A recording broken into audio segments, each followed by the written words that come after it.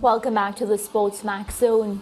Day 3 of the York Ebor Racing Festival in England was highlighted by a facile win for the versatile 5-year-old mare Highfield Princess in the Group 1 non-Thorpe Stakes over 5 furlong straight. Highfield Princess was ridden by Jason Hart for trainer John Quinn. 5 furlongs. Open division this year, and they're off and racing over the flying 5. One of the best out is Lazuli in the blue. Royal Acclaim also jumped well towards the right-hand side. Floater's just gradually travelling a little bit in hand there and just restrained behind Cardo. Winter Cowan, who has forced the pace, but the best away. Down the centre of the racecourse, showing a really bright speed, is the 2-year-old, the Platinum Queen, and it's the youngster who leads them all early on. The Platinum Queen down the centre, up to trot, towing along Highfield Princess. The right-hand side, Cardo leads over there with Racel, Floaters, Lazuli, and Royal Acclaim on the extreme right. Winter Power and Acclam Express come next ahead of Emirati Anna and Dragon Symbol. It's the youngster, the Platinum Queen, with Cardo over on the far side. They've got a furlong to go. Highfield Princess in the red colours is coming as well, and they race inside the final furlong. The Platinum Queen from Highfield Princess on the right outside.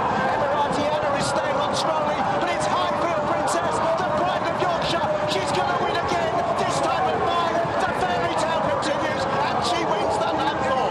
Highfield Princess beat the Platinum Queen. In third was Emirati Anna. Dragon Symbol was next from Carden. Royal Acclaim, Lazuli. What a win there by Highfield Princess, capping off a successful 2 weeks after winning the Prix Maurice de Guise at Deauville earlier this month. By virtue of her success in the non-Thorpe Stakes, Highfield Princess earned an automatic invitation to the Breeders' Cup Turf Sprint at Keeneland in the USA. Georgian Land, she wasn't as fancied as Royal Acclaim and the Platinum Queen, but she got the job done. Yeah, the first thing to comment on is the quality of the surface, because, well, we in the Caribbean, we are not perturbed by hot weather unless there's hot weather and drought, and we don't have water in our taps. Otherwise, being hot is regular for us. It's supposed to be like normal, yeah, right? but in the UK, it is, and across Europe, it is hot. The heat is of biblical extent in many places, and I say that to say that in Britain, it is very dry, and there have been race days so far and track race meets that have been cancelled because of how dry and wet and dry and hot the conditions are. What's the point of saying that? The track conditions today were very, very different to what some of the runners would have been seen to best advantage on. And a couple of the horses in that race, Royal Acclaim, one of them, I thought Cardem, who finished, I think, 4th in that race, would have run better if the track had a little more cut in it, as they like to say. So saying all of that means, for me, Highfield Princess's victory is even more impressive, because she, not that she likes the going heavy or the going soft, but she too would appreciate a little more cut, a little more give in the ground. And to be able to do that to some very good sprinters in that 5 furlong straight contest in the manner that she did, as you said, Mariah, facile victory, she won with something in hand. It speaks about the quality of this mare, and she has never been better in her career than she is now. I watched her in her previous race, previous outing. I think that was a 6.5 furlongs trip that she slaughtered opponents in. And coming here to 5 furlongs, the jockey says, well, he wasn't sure that she would have travelled as well in this race as she did then in a more relaxed pace. But she really just stalked the leader, and her final rattle in the final furlong and a half was irrepressible.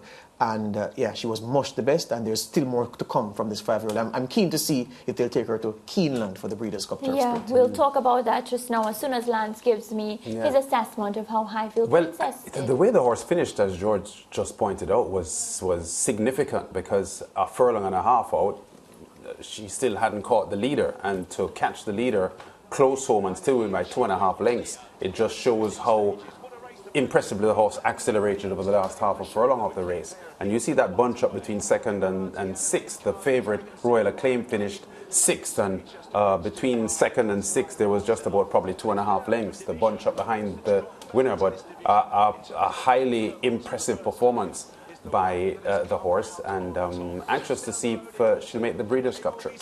Right, and George, you know, if she is to run in the Breeders' Cup, what do we expect to see from her? Does this fit her style? Will she thrive at the Breeders' Cup? The difference is this. There's a difference. If you notice, this was a 5-furlong straight contest. So horses are able to fan out across the track. It's not easy, but it's easier in a race like this to find a good position for your horse to travel. Or if they separate in groups, usually in a race of this nature, you probably have 3 groups, one in the middle, and you have the bigger groups towards the flanks usually. So you can find a group and stick with that group and then make your challenge. In the USA, the tracks are smaller. And the distance that she run in the turf sprint will have at least one bend in it. So the dynamics will be different on the track. She has a speed to get out quickly and find a good position. But the tracks are smaller. It's going to be a big field, a bunched field. It will be a mad sprint to get into the turn to get a position so that when you straighten, you have a good position in that final drive to the wire. So you notice I'm talking about several variables where if you get any of them wrong, your race is finished. So it will be a much different task against the best of the American sprinters and some who are going over from Europe with her. She has the ability to do it, but the dynamics involved in the tighter Keeneland track and on the bend course, the round course, you'd have to think that maybe you're asking too much of her to go there and overcome so many obstacles and run against horses who are used to tracks like those. All right, well, we'll leave it there, team. At that point, I just want to say again, congratulations to Highfield Princess. What a run today. Let's take a break and come right back.